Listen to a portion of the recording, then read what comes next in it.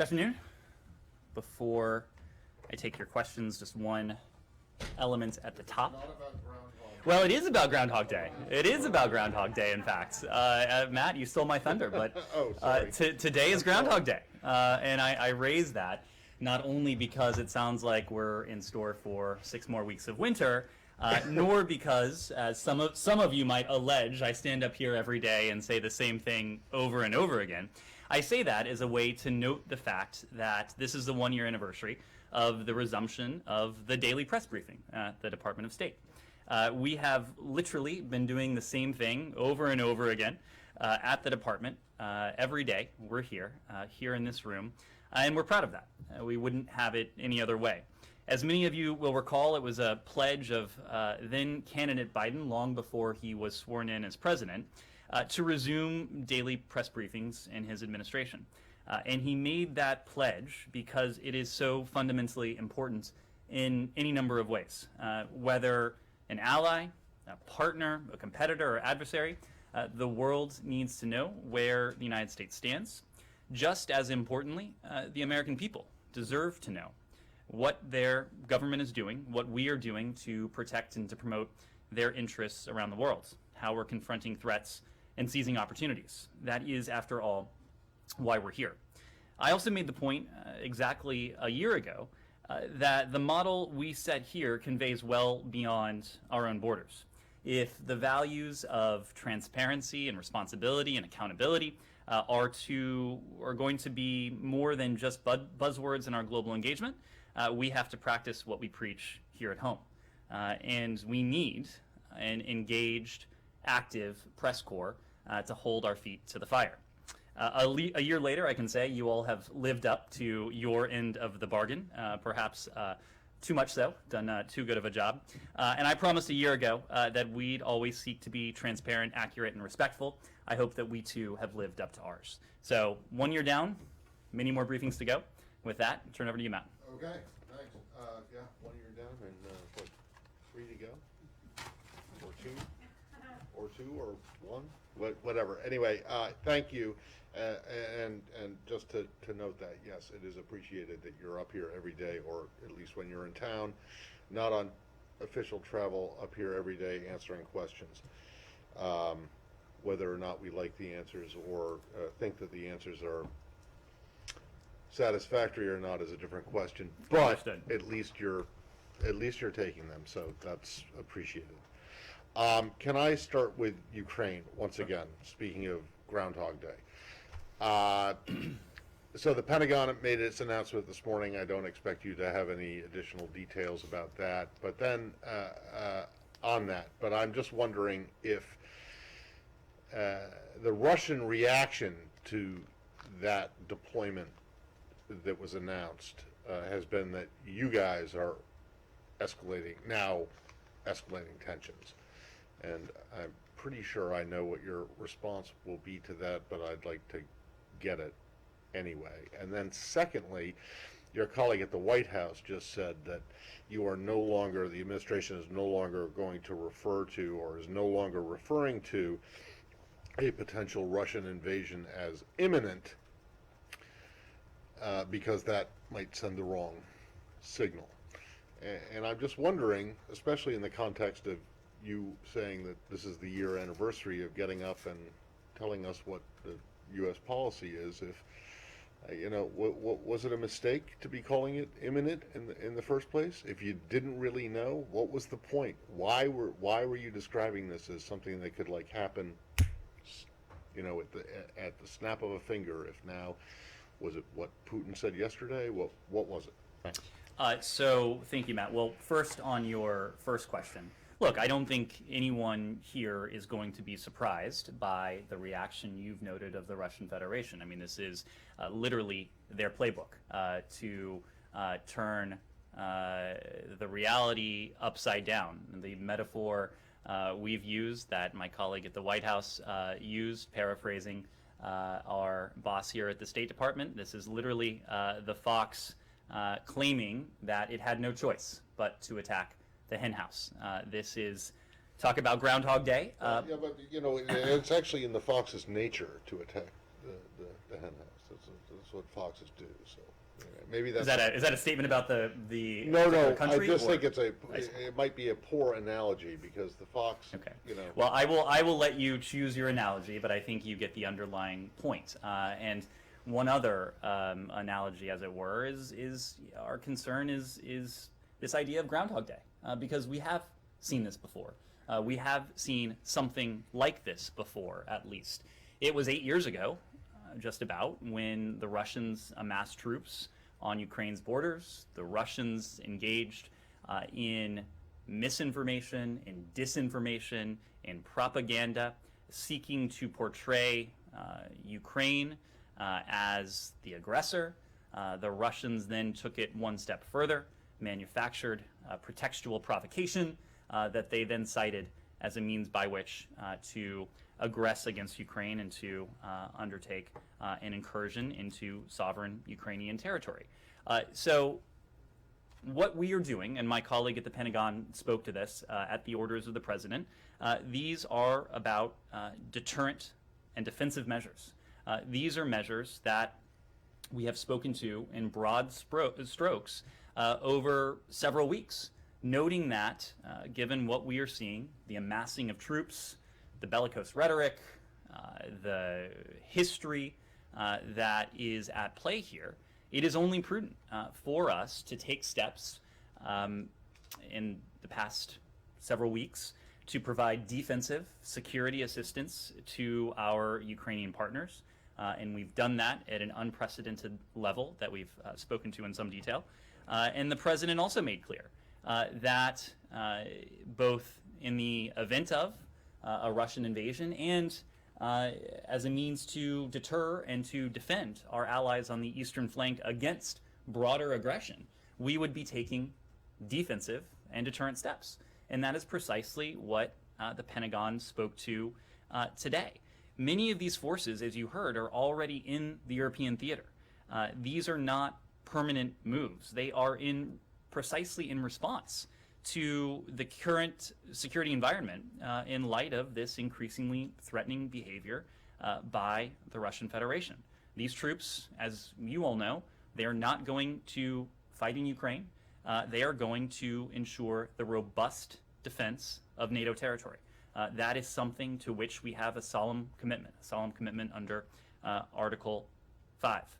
This is just another unmistakable signal to the rest of the world, to any countries that would threaten that collective security, that collective defense of our NATO allies, that we are committed to the alliance, we're committed to our allies, we're committed to Article 5. When it comes to the second part of your question, what comes next, Matt, we've always been clear. There's only one person who knows what the Russians may have in store. We don't believe that individual who happens to be the president of the Russian Federation has made a decision one way or another. What has been our concern is what we have spoken to since November. These unusual movements of Russian troops, the massive buildup along the Ukrainian border, the inflow of Russian forces into what should be a sovereign, independent country of Belarus. All of these steps have positioned the Russians to be able to move quickly should they so choose. No one, I don't believe, has been encouraging panic. No one has been saying an invasion is a foregone conclusion. What we have been doing is speaking to our concern. It has been a growing level of concern as Moscow's aggressiveness and assertiveness has itself grown. But what we are doing is preparing for that. We are engaging in dialogue and diplomacy just as we pursue the path of defense and deterrence. So you have no, there were no concerns that you're getting people worked up for, not nothing, but getting people worked up and panicking. That's not why you're stepping away from the imminence thing? Matt, what we've been doing for weeks now is far from seeking to sow panic. We have been seeking to explain our concern. And you get a lot of people's attention by saying imminence, and we think that this. Well, is this imminent. is something that should have people's attention. We believe. I'm not saying it shouldn't, but you guys very deliberately used those words, like, this could happen, like, in the snap of a finger. And now it seems a little less. So I'm just wondering. I don't think you were going to hear us say this is off the table. I don't think you were going to hear us say this is a foregone conclusion. You will hear us saying, and you have heard us say, that we are taking preparations for whichever path Vladimir Putin chooses. I get that, but I mean, is the decision not to describe this as imminent based on what President Putin said yesterday, or is it based on something else? What is it based on? Or is it based on the complaints from the Ukrainians that you're getting people stoked up and put into a panic? Why? Our language, Matt, is always calibrated to what we're seeing. What we've seen. So it's less imminent now than it was yesterday. I think you were reading far too much into what you may have heard. Right. So I am actually going to follow up a little bit on that, maybe from a slightly different angle. So you guys were waiting for Putin's remarks yesterday. Obviously, you've monitored it very closely, where he basically blamed the West. And you just said that there is one person and he still hasn't made up his mind yet. So after watching Putin yesterday, the United States still thinks that he still has not made the decision to invade or not. Is that correct? Our assessment has not changed. We've made the point, I alluded to this yesterday, that criminologists in this country and around the world are going to parse every single syllable, every word, every utterance, every sentence that came out of Putin's mouth. If you were to do so, you could find reasons for optimism, you could find reasons for pessimism.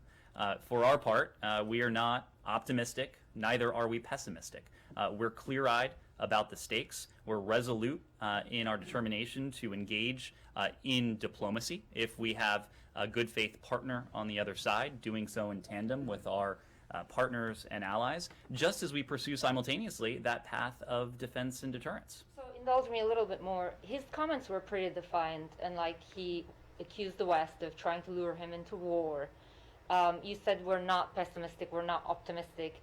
Watching that, did those comments make you a little bit more hopeful about the diplomatic path? I mean, you must have swung one way or the other. You can't be it cannot have happened right in the middle. I'm just not in a position to provide color commentary of the Russian president's remarks. Did you say that people are in this town are not parsing?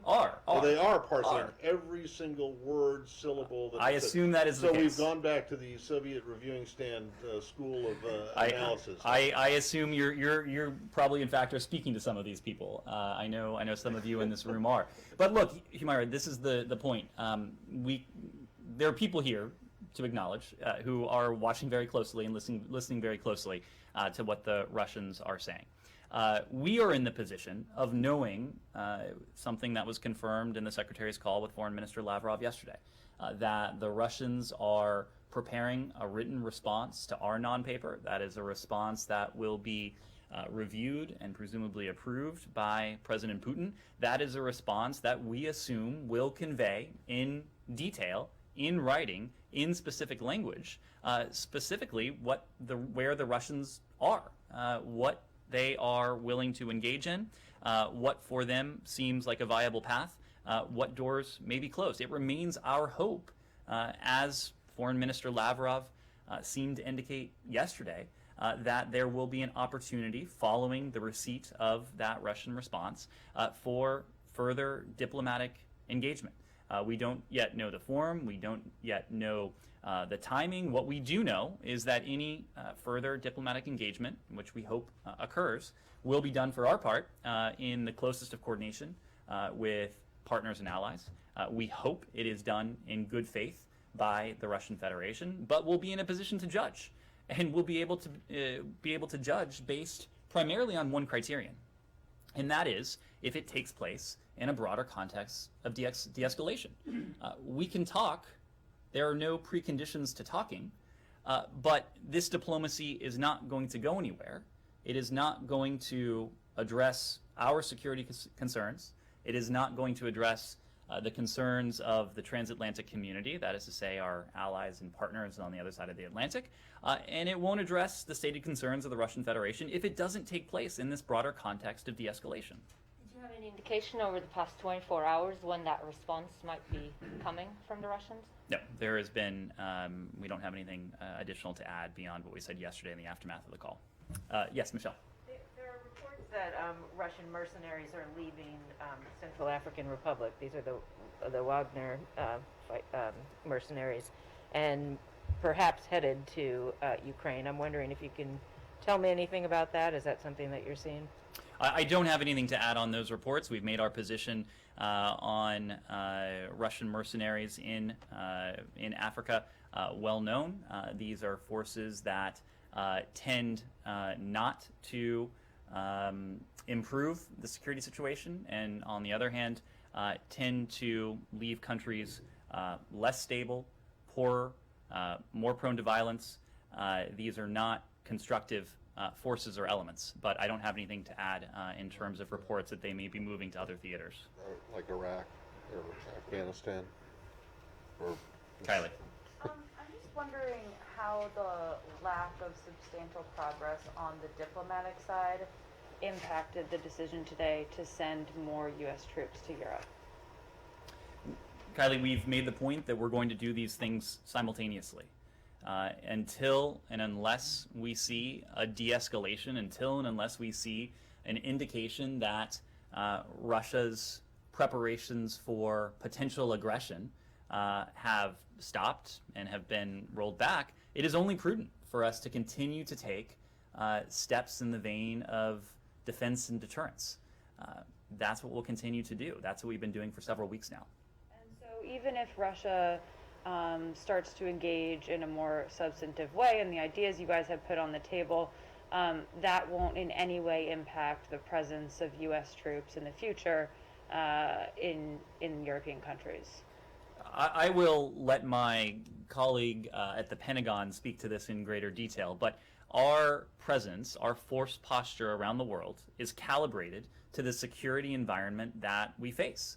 And if we face a security environment that is prone to disruption, that is prone to destabilization, that is prone to threats, we are going to take steps in the vein of defense and deterrence. That is what we're doing here. If that security environment changes, that is to say, if there is de-escalation when it comes to what we're seeing from the Russian Federation, we will of course evaluate that, and we will evaluate the implications of that on our force posture. Ben. Putin has made it very clear that the US has not addressed their main security concerns. And so with that in mind, is what the US handed over to the final offer, or have you got more things in the bag that you can offer if they come back and say, this is a non-starter, we need more? So Ben, I think everyone in this room is probably in a better position to judge today than they were yesterday what it is exactly that we have conveyed to the Russian Federation. why is that? I will let you add. That is your job to ask questions. This is my job to answer questions. So I will just make the broad point that the ideas we have put forward, these are ideas. These are essentially proposals for additional discussion. So we have never, and we have not been in a position to hand over to the Russian Federation. NATO has not been in a position to hand over to the Russian Federation an exact roadmap of what it is precisely that we are prepared to do across every realm. What we have conveyed, what NATO has conveyed, the ideas that we've conveyed in close coordination and consultation with one another are proposals for further diplomatic engagement. This will require engagement in good faith, some concerted, fairly technical discussions if they are going to result in anything. But it remains our posture and remains our preference to take part in that diplomacy.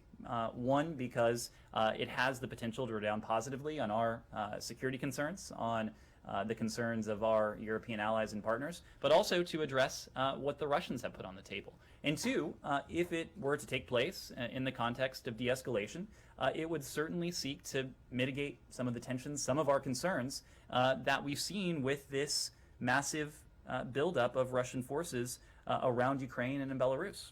So the door remains open for potentially more dialogue, more things in this document than are already there. I mean, you have more to offer them if they wanted it. The door remains open to discuss the ideas that are in this document. The ideas that we conveyed, the ideas that NATO conveyed, again, they are very high-level ideas.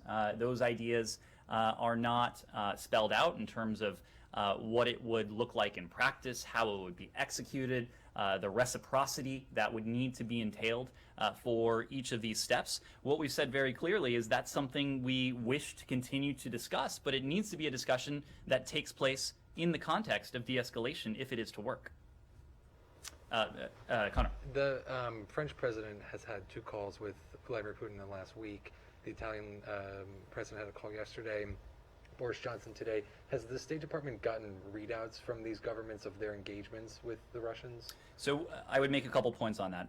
One, Connor, as you know, we have engaged bilaterally with the Russian Federation ourselves. President Biden has had now a couple conversations with President Putin in recent weeks. Secretary Blinken, as we've spoken to recently, has met with and engaged with Foreign Minister Lavrov, and there have been other engagements in that vein. Every time we do so in full consultation and coordination with our allies and partners. And in advance of the Strategic Stability Dialogue, in advance of Secretary Blinken's meeting with Foreign Minister Lavrov last month in Geneva, we have heard from our partners and allies of really the unprecedented level of coordination and consultation, which has put them in a position to voice strong support for the type of bilateral engagement that we're undertaking with the Russian Federation. That is the kind of dialogue and diplomacy, when done across the board by our partners and allies, that we think has the potential to lead to a de-escalation of tensions. So it's something we support when it's done in that vein. Without getting into the specifics of any diplomatic conversations, I can tell you that we are constantly on the phone with our European allies. We have representatives of this building and the administration constantly on the ground in Europe. The Secretary just yesterday had an opportunity to speak to the NATO Secretary General, to the Chairman in Office of the OSCE, to Josep Borrell as well of the EU. So there is a constant sharing of feedback and dialogue, but just can't get into those specific conversations. You're not seeing the same kind of reciprocal basis from these European, like you're not seeing the same level of calls, or maybe they are taking place, you're not reading them out? We are reading out those calls that take place at the level of the Secretary, but there is a lot that goes on in this building and in this administration that we don't always issue a formal written readout for. But is there any concern that the President Biden hasn't spoken to President Putin in over a month, and he hasn't had a call with President Macron after his 2 calls in the last week? The president had an opportunity to speak to the French president not all that long ago. The secretary spoke to Foreign Minister Le Drian not all that long ago. We have a number of people. We have, fortunately for us, an entire bureau that engages on a day-to-day basis with their French counterparts. So we have excellent coordination with our French allies. On the 30,000 troops that may move into Belarus, is that still the assessment of the U.S. government? Has that changed at all, given this debate around imminence? I don't believe there's been any change in that assessment. Before we leave Ukraine, can I Sure. extremely briefly? So Connor mentioned some of European, but what about Orban? Do you expect to hear anything from the Hungarians? Well, look, I'll leave it to the Hungarians to speak to. I don't want you to leave it to the Hungarians. I want to know if you, the United States, expects to hear from the Hungarians, your NATO ally, about the Prime Minister's meeting with President Putin. Don't leave it to the Hungarians to tell me whether you expect. What I can tell you, Matt, is that if the Secretary has an opportunity to speak to his Hungarian counterpart, I imagine you will hear about that. We are in regular dialogue with our Hungarian. Please leave the building by the nearest exit or exit stairway. And then just to get this on the record before we all get evacuated here, your Pentagon counterpart seemed to confirm this, but I just want to see if we can get the documents that were published by El País this morning are, in fact, the documents that you gave to the Russians last Wednesday, or not? assuming we don't need to evacuate, I'm happy That was to a false alarm. happy to take this question. So what I would say on that question, Matt, is Because that they do seem to, what the contents of these documents seem to mirror, identically what you guys have been saying in public. So if they're not legit, someone is a pretty good forger. what I'll say on this, Matt, is that we did not make these documents public, but now that they are, we can confirm what we have always said. We are united with our NATO allies in our resolve to engage in an open, constructive, serious set of diplomatic engagements. We have gone the extra mile to seek to find, to test the proposition that there is a diplomatic solution to this crisis. If Russia actually wants to negotiate a solution, as it claims, these documents, to go back to what I was discussing with Ben, make clear that there is a path forward to do so. Look, if the source of these documents, whoever that source may be, thought that by leaking them, that they would embarrass the United States, that they would drive a wedge between the United States and NATO, I think they will find that they were sorely mistaken in their effort to do so. What the world can now see is that the United States and our NATO allies are in extraordinarily close coordination, that the ideas we put forward are complementary, are symmetrical. You can probably deduce from the documents that they were closely coordinated with one another. Right. Can you just say in a simple declarative sentence that yes, these were the documents? Matt, Because you've gone around, we did not make these documents public, but now that they are public, well, so can you just say yes or no? I have seen nothing to suggest these documents are not authentic. You talk about having coordinated with NATO allies in this document, and I just want to read a part of it. It says that you're prepared to discuss a transparency mechanism to confirm the absence of Tomahawk cruise missiles. Then it goes on to say we must consult with NATO allies on this issue. Mm-hmm. So is that something you had not discussed with NATO allies in advance, or you had? Well, to be clear, NATO allies saw our response in advance. We sought their feedback. We incorporated their feedback into the document before we provided it to the Russian Federation. I think the passage you're alluding to speaks to the phase of implementation and how we might operationalize something like this. And this goes back to the discussion you and I were having just a second ago. These were broad proposals. These were ideas that would need to be fleshed out in some detail, including in some technical detail, if they were to be set in motion. So if that is something that the Russian Federation would be interested in pursuing on a reciprocal basis with the United States, it is something that we are willing to discuss. And if we were to get to a stage where it would be operationalized, that is something we would consult very closely with our NATO allies on. Who haven't we called on? Yes, sir. Paul from AFP. Yes. Thanks. A couple questions. One going back to imminent. It was almost daily. The Pentagon says that Russia is enlarging its positions on the border.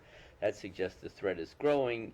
So, is the threat not more imminent, or is there some reason that the word imminent is dropped that changed that picture? Well, for some time now, Paul, our concern has been that the Russian Federation is in a position to be able to move quickly if it made the decision to do so.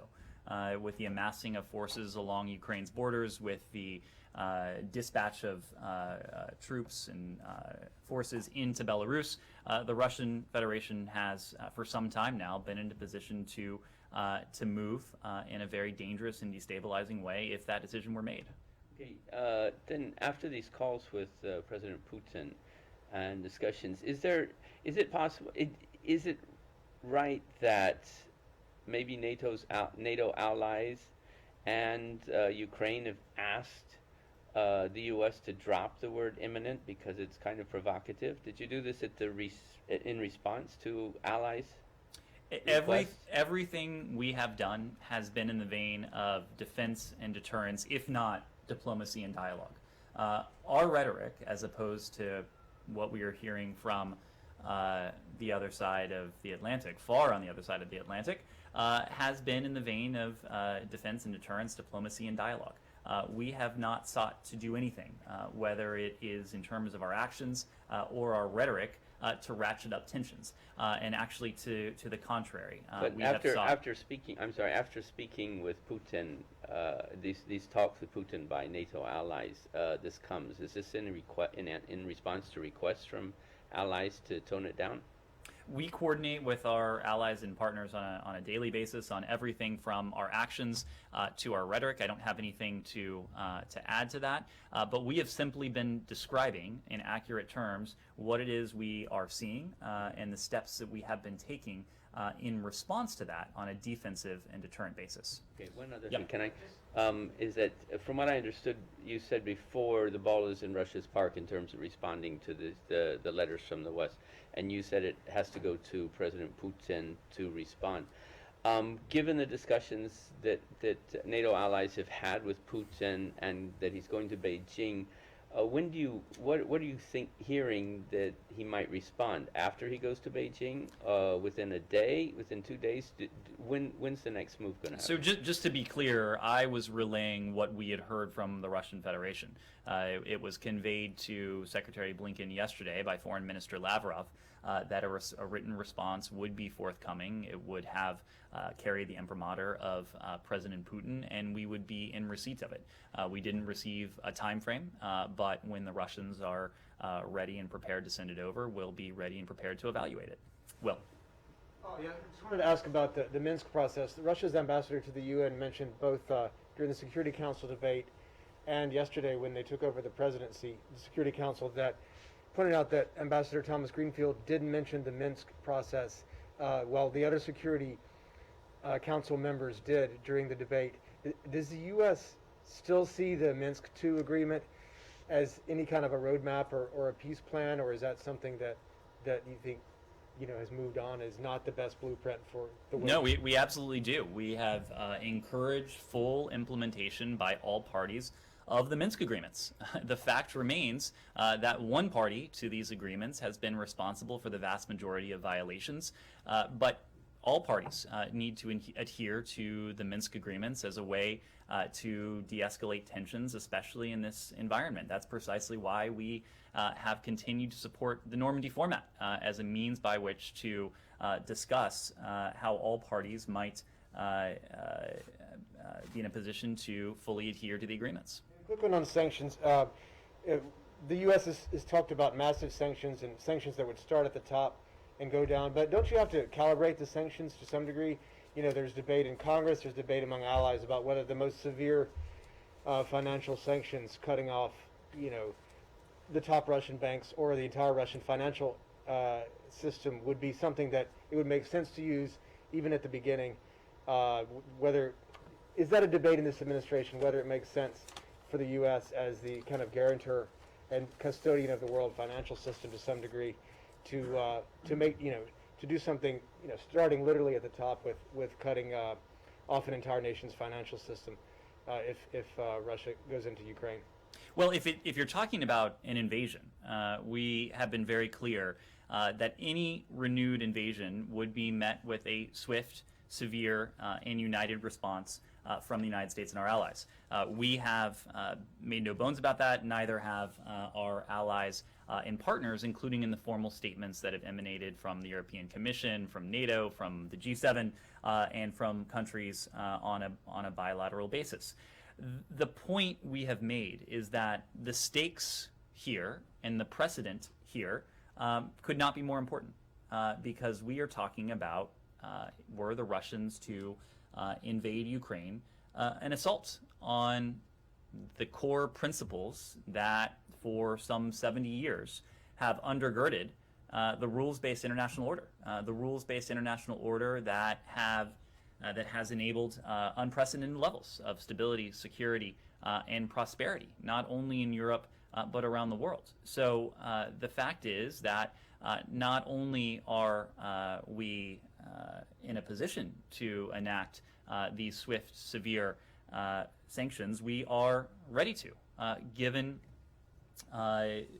the stakes of the matter. And yes, you've heard from my colleagues that these sanctions and economic measures would be different from ones the United States government has levied in the past, and on a couple levels, in terms of their scope, in terms of their strength. These would be measures that the United States intentionally did not pursue in 2014, but also in the way they're implemented, because they would start at the top of the escalatory ladder, as we would need to send a very strong signal to Russia and countries around the world that might seek to undermine the rules-based international order, that this is something that the United States and our allies and partners around the world would not countenance. Do you want Congress to tell you what's the top and where to start with the financial sanctions, or does this administration prefer to calibrate its response, to avoid collateral damage?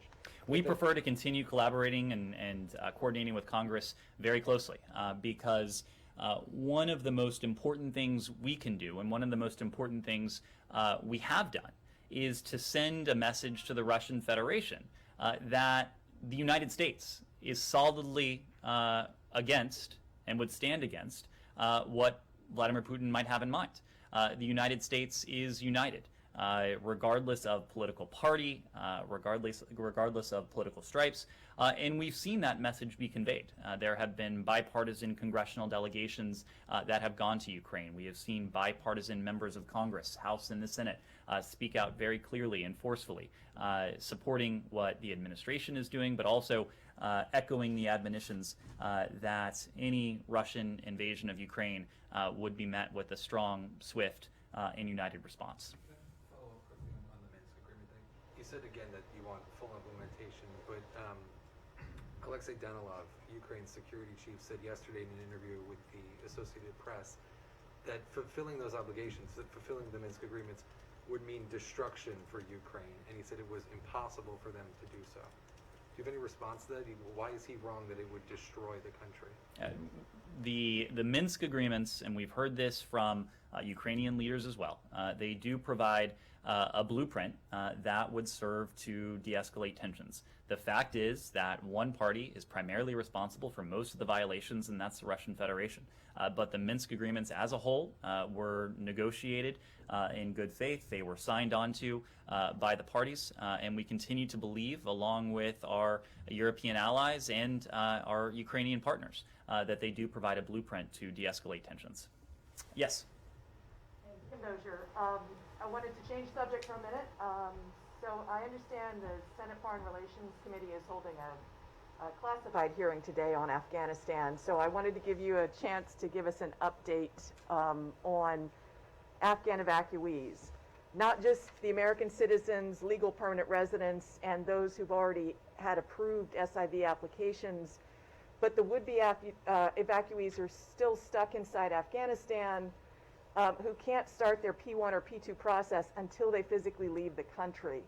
I've spoken to a number of volunteer groups. They've manifested entire plane loads of people, but they can't find third countries willing to take those people.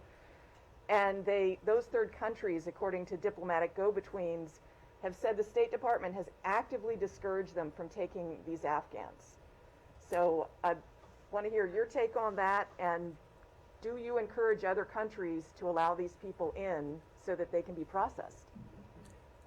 So, Kim, first, to take a step back, you heard from us during the course of the U.S. government evacuation prior to August 31st and the end of the U.S. military mission that our commitment to American citizens who chose to remain behind or who were not able to leave at that time, to lawful permanent residents, to Afghans to whom we have a special commitment, would be enduring. And I think over the past several months, you have seen us make good on that pledge. When it comes to U.S. citizens and lawful permanent residents, we have directly relocated nearly 1,000. And that's all great news, but I'm still talking to groups who have thousands of people manifested who've gone through the preliminary State Department okay, that they didn't have any red flags, and they can't move them off the X still. And they say when they reach out to the State Department, they get silence. Kim, I think what you may be hearing, first of all, to be very clear, we are in many different ways supporting the Afghan people. We are supporting the Afghan people and their humanitarian needs, and we have continued to That's great, lead the but world that's in doing not so. getting P1 and P2 people out to start their applications going. That's right. And what I can say is that it is an environment in which the U.S. government is not in a position to operate. We don't have an on-the-ground presence. So we are not in a position to undertake the same sort of operations that we were doing prior to August 31st. As you know, we have an entire office here, the so-called CARE team, whose mission it is to work with a number of stakeholders, including private groups, working with them, doing all we can to support their efforts, working in turn with third countries, many of whom, and more than 24 of whom during the evacuation and the weeks after, showed extraordinary generosity in hosting Afghans. And many of these countries are still hosting Afghans who were relocated. That is something we continue to support. When it comes to the P1 and P2 program, the P2 program, as you know, it was introduced in early August precisely so that we would have another avenue by which Afghans who met the criteria would be able to enter the U.S. Refugee Admissions Program pipeline. It was a complement to the traditional P1 program that has been longstanding. It is also the case, Kim, for a number of reasons, that these programs we have always known would be useful, would be complementary to our broader efforts, but these are programs that this administration has had essentially to build up from, not quite from scratch, but programs that were decimated over the past 4 years. You've eloquently explained the backlog and that these are things that are just started. What I'm asking about is that piece of still getting more people off the X to third countries. Are you actively working with new third countries right now who would take these people? We are actively working with a number of countries in the region, in the Middle East, around the world, as we have been. I believe over the course of this operation, these are countries spread across 4 continents who have displayed this extraordinary generosity in hosting Afghans. There are many pieces to this equation. Part of it is impressing upon the Taliban the imperative that they live up to the right of free passage. Part of it is the operational component, ensuring that there is a means by which, usually by air, for individuals to depart Afghanistan if they so choose. There's the charter element that goes along with that. There's a long-standing effort that some of our partners are working on with the Taliban to get Kabul International Airport stood up to regularize the flow of civilian aircraft in and out of Kabul. There is the refugee pipeline, there's a third country pipeline. So yes, there are many pieces to this, and it is impossible to say that one piece is the weak link. We're working on all of them.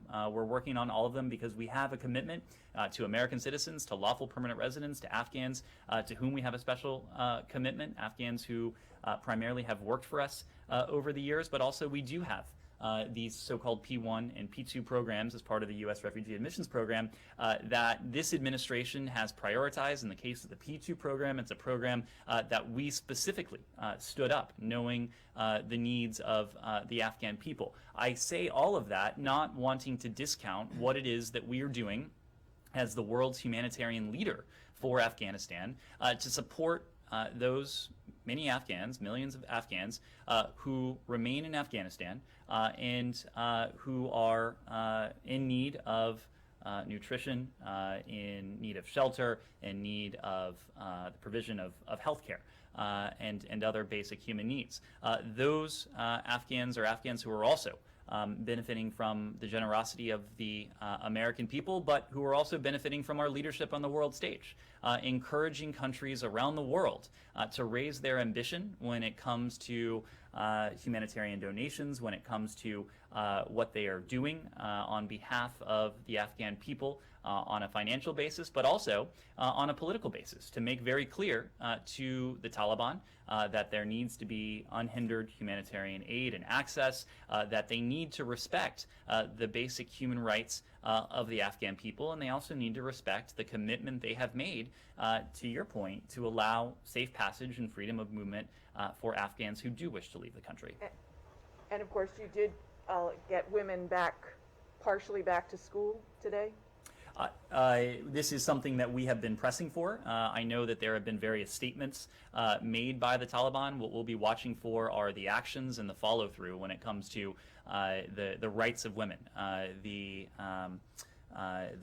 human rights of Afghanistan's women, girls, its minorities. It's something that we have prioritized to a great degree. I know that our special representative for Afghanistan, Tom West, in every engagement he has had with the Taliban, has raised this question of human rights, and specifically the rights of women and girls. We have a senior official here in our Office of Global Women's Issues, Rina Amiri, whose sole job it is to focus on the human rights of Afghanistan's women and girls. As you know, she was recently in Oslo with Tom West, where this was a core point of discussion with the Taliban.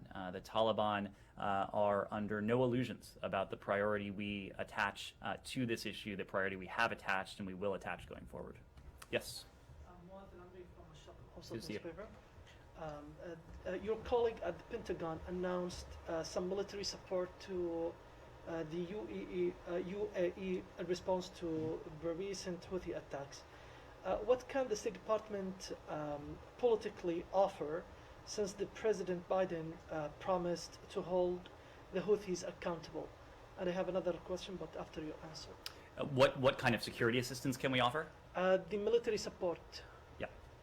As you have heard from my colleague at the Pentagon, we have spoken in recent days to our partnership with our Gulf partners, two of whom, the UAE and Saudi Arabia, who have recently come under attack from these Houthi terrorist attacks. These cross-border attacks, the missile attacks that we have seen. These are operations that we have condemned in the strongest terms. We know that our partners have been able to deter and to prevent some of these attacks, including by calling on some of the technology and supplies that the United States has provided to them. In the case of Saudi Arabia, we understand that our Saudi partners are now in a position to prevent about 90% of these incoming projectiles.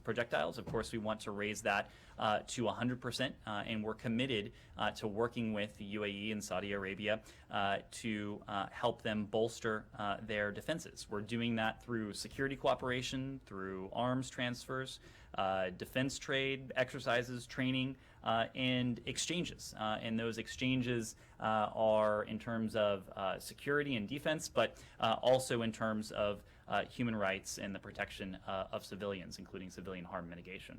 Senator Menendez yesterday warned that Iran may obtain nuclear weapons in 3 to 4 weeks, and he criticized the administration approach to Iran in order to get back to the 2015 deal.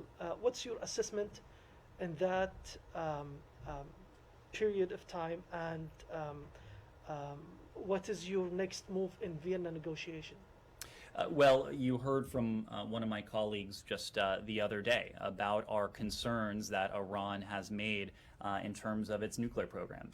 These are advancements that Iran has been in a position to make ever since the last administration decided to leave the Iran deal, a deal that was verifiably and permanently preventing Iran from ever obtaining a nuclear weapon.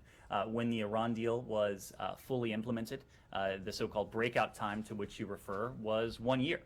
Meaning that it would take Iran 1 year to accumulate the fissile material necessary for a nuclear weapon if it chose to do so. Now, that is separate and apart from the weaponization process. We're very concerned with both of these processes, but purely from an enrichment standpoint, that breakout time was a year. Now, my colleague alluded to this a couple days ago, that breakout time is significantly less, and that is precisely because of the decision to leave the JCPOA that was working to elongate that breakout time. So we find ourselves with an unfortunate set of circumstances, a set of circumstances that means that the window we have in Vienna, to answer the second part of your question, is very, very short. And that window is very, very short precisely because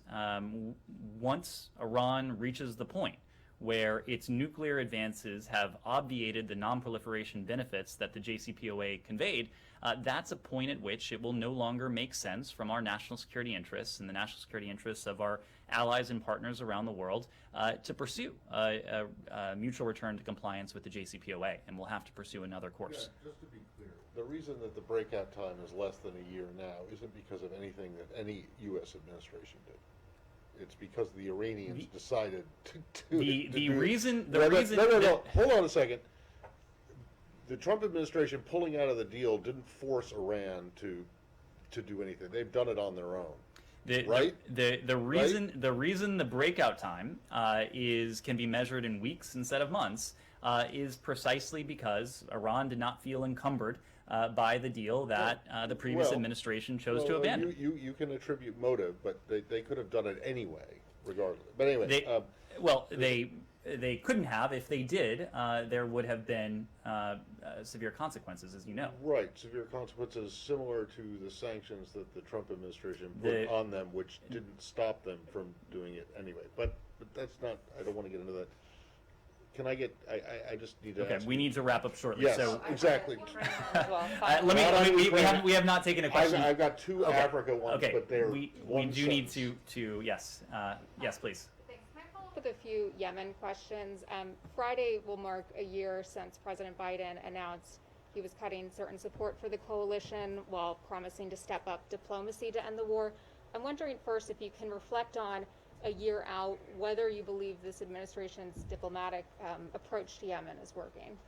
We believe that there must be a diplomatic approach to Yemen. We believe that diplomacy is the only durable and sustainable means by which to resolve the conflict in Yemen that has allowed the Houthis to leverage the power vacuum, that has worsened what is by many accounts the world's worst humanitarian emergency, where more than 16 million Yemenis are suffering from food insecurity. You are right that this is a diplomatic challenge that we have prioritized from essentially day one of this administration. One of the first senior personnel appointments that President Biden himself announced when he was here on his first visit to the State Department was the appointment of Tim Linderking as our envoy to this challenge. So we are committed to this mission. We believe a diplomatic solution is the only way to resolve the conflict. We've always known that a diplomatic solution is not going to be easy. After all, this has been a conflict, in fact, a civil war that has transcended administrations going back almost a decade now. The Houthis' Marib offensive, including repeated attacks on civilians in Marib over the past year, has been the primary obstacle to these peace efforts. And recent events should make it clear that this offensive will bring only further suffering, will only worsen the humanitarian plight of the Yemeni people. Now is the time, we think in coordination with our partners, including the UN Special Envoy, for the parties to listen to the voices of the people and the international consensus calling for a halt to this violence and a resumption of political talks. At the heart, this is a civil war. This is a conflict among Yemenis, and a durable Yemeni-led solution is needed to end this conflict and to reverse the humanitarian crisis. So we are very much supporting the parties. We are working closely with the UN Special Envoy to try to achieve such a diplomatic solution. And then just a quick follow-up. Can you say whether the U.S. has made a decision on redesignating the Houthis, and can you speak to whether sanctions imposed this year on individual Houthi leaders have been at all effective in creating leverage or deterring the group? So you heard from the president last month now that this is a decision that is under review in terms of the FTO designation of the Ansarallah movement as a whole. But what I will say is that we will not relent in designating Houthi leaders and entities involved in military offensives that are threatening civilians and regional stability, perpetuating the conflict, committing human rights abuses or violating international humanitarian law, exacerbating the humanitarian crisis, or seeking to profit from the suffering of the Yemeni people.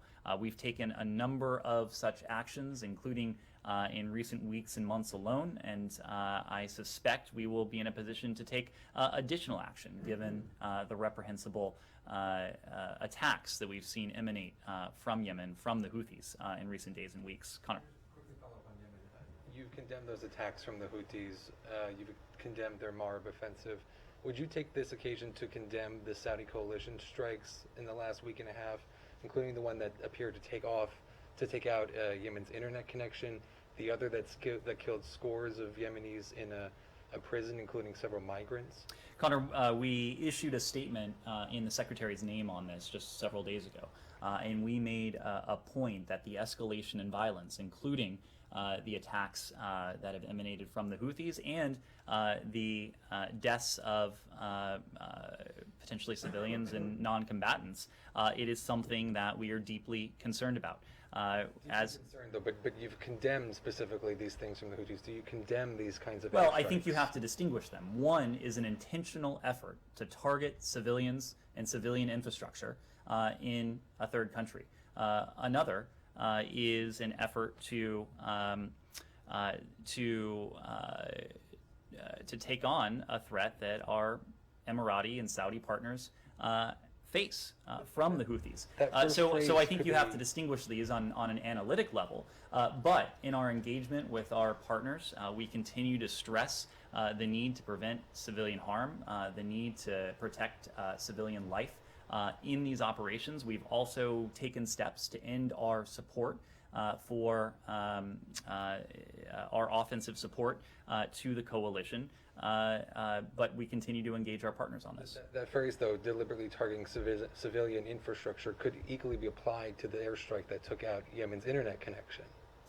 Connor, we have had these discussions with our partners. They know the importance we attach to the protection of civilian life, the protection of civilian infrastructure, but I think you have to distinguish between terrorist attacks and operations seeking to dismantle threats to Saudi and Emirati security.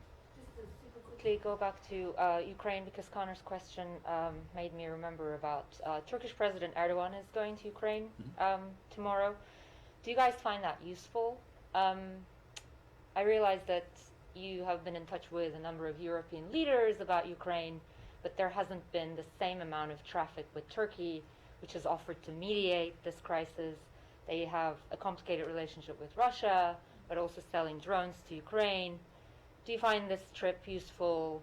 And, what role in your eyes should they play? They're a NATO ally, but have a complicated relationship with the US as well. Turkey is an important NATO ally. I will leave it to our Turkish allies to speak to the objectives of this trip, but we certainly support any effort on the part of a NATO ally or any country around the world to show their solidarity with Ukraine. What is the reason that you haven't been more in communication with the Turks about Ukraine?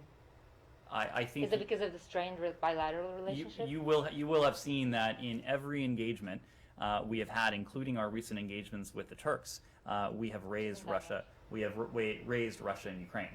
Turkey is a valued NATO ally. Turkey is a member of the NATO alliance. Turkey has signed its name to the very strong statements that have emanated from NATO on this question.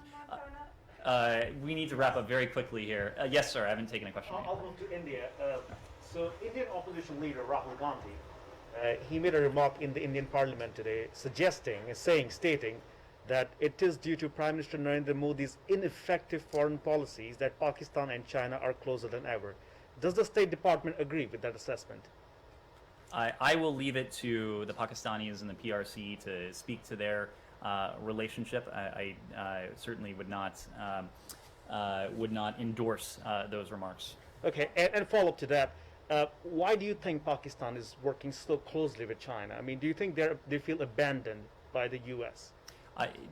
We've made the point all along that it is not a requirement for any country around the world to choose between the United States and China.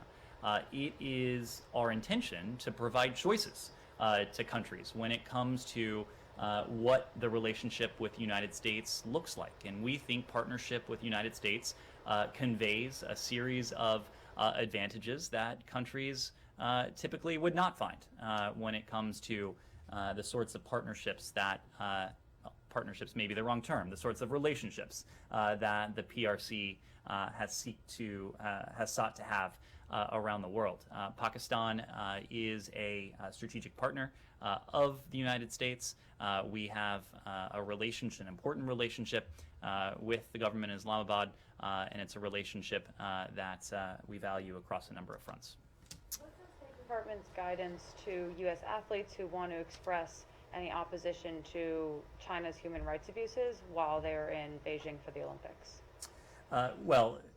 So first, I will say, our position when it comes to the Olympics in Beijing. Of course, we don't have any official diplomatic representation on the ground.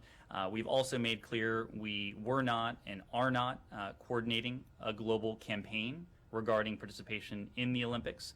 We know that the PRC uses disinformation to veil ongoing genocide in Xinjiang and other human rights abuses. We know that the PRC has made various accusations, including against U.S. athletes, and we know that's what's going on here. U.S. athletes are entitled to express themselves freely in line with the spirit and charter of the Olympics, which includes advancing human rights. We call on the PRC to respect human rights and fundamental freedoms, including that very freedom of expression. Just when and where are U.S. athletes allowed to do that while they're in Beijing? Because the IOC Rule 50.2 says that they can't publicly demonstrate while they're at Olympic sites or venues, but it seems to leave open interpretation for places outside of those sites or venues or on social media. So are American athletes allowed to use those venues to express opposition to Chinese human rights abuses? I will reiterate precisely what I said. U.S. athletes are entitled to express themselves freely in line with the spirit and charter of the Olympics.